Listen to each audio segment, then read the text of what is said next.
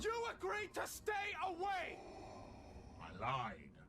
Oh my god, look at this video this mom posted. It's of a kid having like an autistic meltdown. Ooh, I'm actually not gonna look at that because that's an invasion of the kid's privacy. No, but it's just like for educational purposes. What is she educating about? Like this is what her kid looks like in their most vulnerable state where they need the most help? It's just to show other parents what autism is like.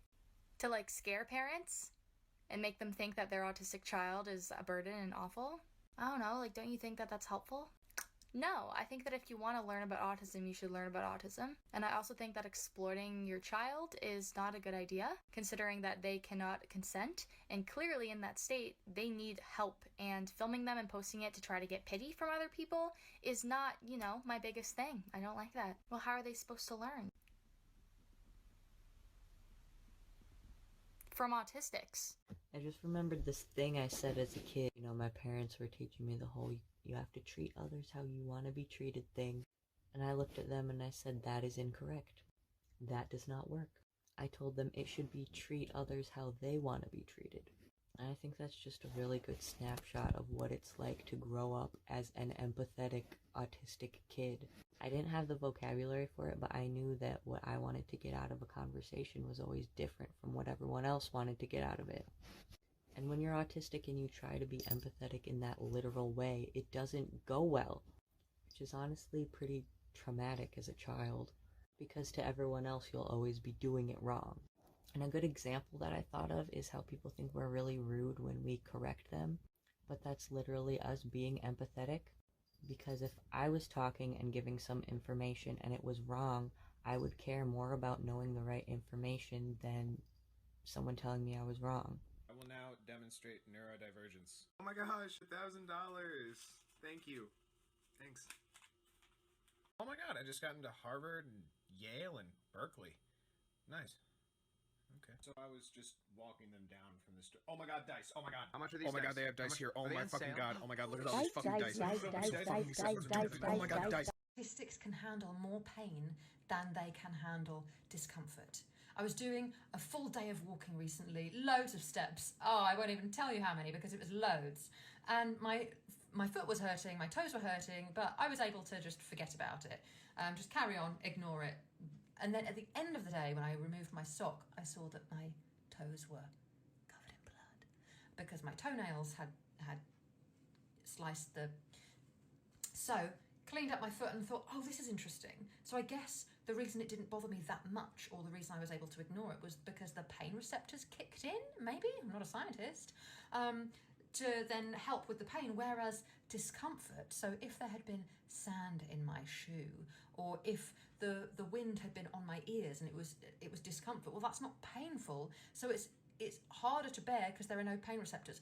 I don't know, this was just me thinking, but then I read in Dr. Devon Price's book, Unmasking Autism, though autistic people tend to be hypersensitive to sensory input, so we feel things more intensely, most are relatively numb to physical pain.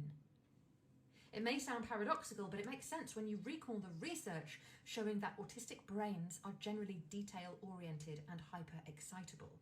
When my shirt gets untucked, I cannot stand the little burst of cool air I feel hitting my belly. It's a persistent small stimulus that is too annoying to ignore. Yet, and this author goes on to give a very similar example that I thought of, I've walked for miles with bleeding fissures on my heels and barely felt a thing. Masking also tends to involve swallowing your anguish in order to keep the neurotypicals around you happy. Complaining about discomfort that no one else is experiencing can make you seem crazy or demanding. Haven't we all been there? Many of us become quite adept at ignoring pain just as we neglect our own hunger or thirst. We're hopping on this diversity trend and we're going to make a TV show with an autistic main character. Cool. Just don't do another... You're a savant! Well, at least make sure it's diverse. Yeah, it's a cishet white dude. Well, make sure you have other autistic characters who... And they'll be the only autistic regular on the whole show! Well, at the absolute minimum, at least cast it... We're making sure they're being played by a non-autistic actor. Because you think you need an actor's star power to... No, it's a completely unknown actor who's only done a few small roles. Well, you're gonna need some good autistic writers in your writer's room. No one in the writer's room or behind camera is gonna be autistic. Promise me you'll do your research and consult with actual autistic people. We're gonna make sure it's an accurate, equitable representation by partnering with Autism Speaks. White, straight, autistic character representing a very rare form of autism and represented inauthentically, played by a non-autistic actor without any input from the autistic community and informed by an anti-autism hate group. It'll probably win awards and run for 7 seasons. I got a pile of laundry that I'm trying to ignore, but I got jitters of excitement that I feel in my core. What do you mean I'm too old to be spinning around? How else do you cope with all the treasure you found inside a book, inside a movie, in the science of space? How does your body sit still? Does your mind not start to race? How can I explain some things make me so happy that my shoulders start to wiggle and my hands start flapping? What is more delightful than giving in to what fills you with joy?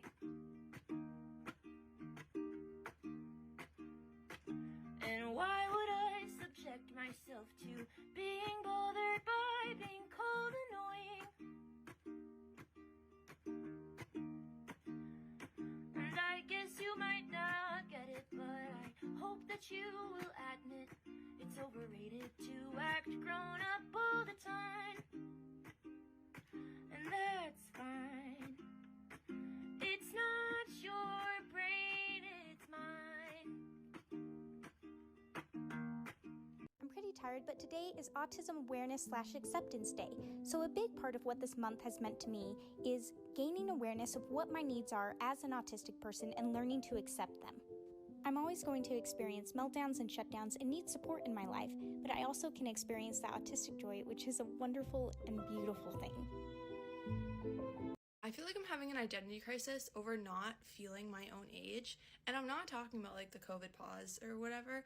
I'm talking about the autistic experience where as a child you were so well spoken and so well behaved and you didn't get along with your peers, and so people were constantly saying how adult-like you were, and they were always complimenting you on your maturity and stuff, and they treated you like a miniature adult. And then as I got older, I started to behave more childish, and I got excited over childish things, and I wasn't behaving socially correct for an adult because I liked childish things and stuff like that. So now as an adult, I'm constantly being told that I'm childish and I'm not behaving correctly for my age and I need to be more mature. Like, what? It's so weird going from being a child and told that you are so adult-like to then becoming an adult and getting told that you're so childish. I feel like that's backwards, and now I'm so confused and like I don't feel like I'm 22. When you're talking about autism to somebody who isn't, and then they're like, that's not autism, that's something that everybody does. Baby girl, I know that that's something that a human being is capable of doing because people who have autism are human beings. But like aside from that, it happens to me a lot because I'm autistic. Well, if that happens to you because you're autistic, then why don't you just not do that so that you don't have that problem? Baby girl, it's something that's good. I have that problem too. Everybody has that problem, but all you gotta do is like get around it or whatever. But it happens to me every single day. What if every single day and every single thing you did was a oopsie doopsie? Well, you could just, you know what? Since you have an answer to every single problem that I have, let's stop talking about my autistic problem. Let's go to your problems. What is your credit score right now? Huh? Why haven't you put out that mortgage? What's going on? Why didn't you get that promotion like you wanted? Well, it's because no, just work harder. What's your credit score? Because I had to get the car. No, just get that paid off. Just get that paid off. There's an answer to every single question. Right? Stop. Everybody has it bad. I know. That's why I'm talking about me. Right. Agree or disagree? I think that I am smarter than other people. No, I don't think I'm smarter than other people. I just think I know more than other people. So you agree that you think that you're smarter than other people? No, not what I said at all. What I am saying is that I know that if I say the sentence, I am smarter than other people, that is going to be considered very rude and egotistical because there are other types of intelligences and there will always be something that I don't know that other people do know. However, I have noticed that on a day-to-day basis, especially when it comes to things that I do know a significant amount about. I know more than most people in the room, and they still question my intelligence, which makes me really frustrated. So you think you're smarter than other people? Haven't I answered this question like 3 times? Autistic people often have dysfunctional interoceptive systems, and the interoceptive system is alert that we get in our bodies when we have to use the bathroom, when we're hungry, when we're full, blah, blah, blah. Since that system is dysfunctional, autistic people often won't feel like they're full until their stomach hurts, and they won't feel like they're hungry until they're extremely starving, which is why we often forget to eat. But it can also function in the opposite direction, where people will feel like they're full the second they take a bite of something, or they feel like they have to use the bathroom the second they get even a little bit of urine in their bladder. Yeah, because I'm autistic, so like, wait a minute. What? Yeah, I have autism. Really? You don't act like you have autism? What do you mean by that? I mean, you understand social cues, you act normal. I don't understand how you're autistic. That's because I'm masking. Every single one of my autistic traits is barely ever shown in public because I've conditioned myself since I could conceptualize socialization to act like a normal person and not actually myself.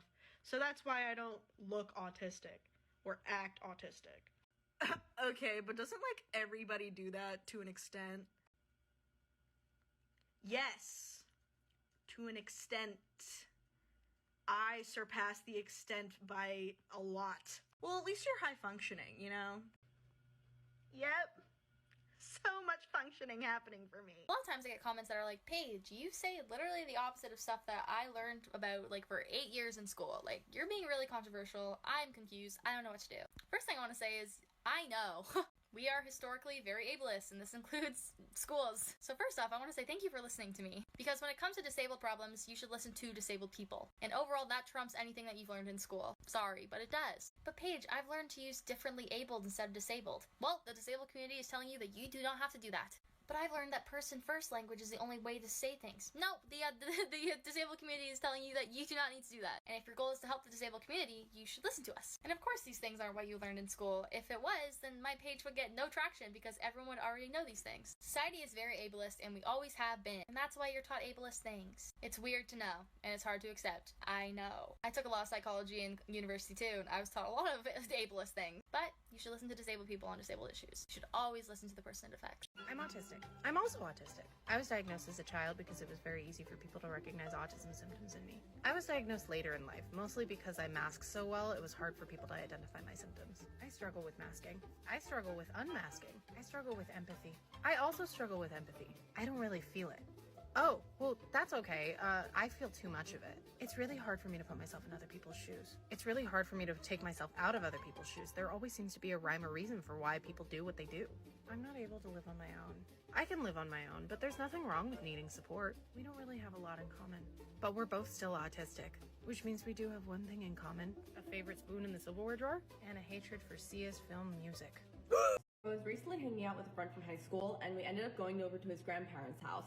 And when we got there, you could hear this 8-year-old boy screaming in the background, not having a good day. And the grandma comes up to me, she's apologized. She's like, I'm sorry, he's autistic and he's just having a really rough day right now. And at first I didn't know how to respond exactly because I'm also autistic. Do I share this information to make it more comfortable that I'm here, or do I keep it to myself? So eventually we're all sitting on the couch, we're chatting, and grandma's talking a little bit about his autism and whatnot. And then eventually I casually bring up the fact that I'm also autistic, and I can definitely empathize and relate to a lot of the struggles. I have those bad days too, and they don't have to worry about making me feel comfortable or whatever it is, because they seemed a little bit wary at first. And I was really nervous about what the reaction would be, because it could have so easily been, well, you're not autistic like him, so you can't possibly understand, or well, he has severe autism and you clearly don't, or something that just kind of feels really icky and harmful. My friend's grandma had this sweetest reaction. Grandma's like, oh really, it's crazy. People don't realize how common autism actually is. You know, sometimes I question whether or not my son's autistic, because seeing his kid and his autism, I see a lot of similarities between them. She asked me when I was diagnosed, and I told her that I kind of figured out I was autistic around 18, 19, but got diagnosed at 20. And she was like, I can't imagine how much of a relief that must have been. Like, so many things in your life probably just started making sense. And I was like, yeah, it definitely answered a lot of questions I had about my childhood and growing up. And then she was like, well, I'm really glad you finally got those answers. And then we just continued on talking, conversation as normal. It was like a non-issue. And this is also the first time that my high school friend heard me say I was autistic, so I was really worried that he would have some type of reaction or say something like when we left or bring it up. But nope, it like didn't affect anything whatsoever. Everything was the same, like it wasn't even brought up. And yeah, it was a really good experience of telling someone you're autistic.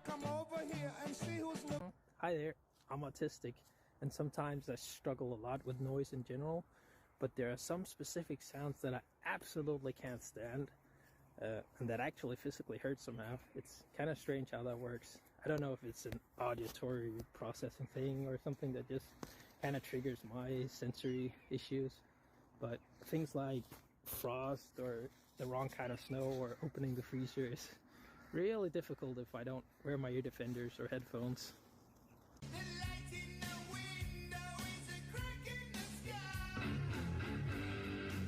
Being tested for autism is one of the most infuriating experiences ever. All of the questions are so general and they aren't explained fully.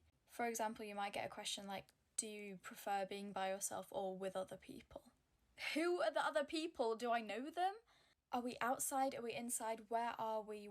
How long are we staying for? What time am I going back to my house? Like, I need more information. None of the questions are specific. I just kept thinking to myself, it depends. Every single question depends on what mood I am. It depends on so many other things.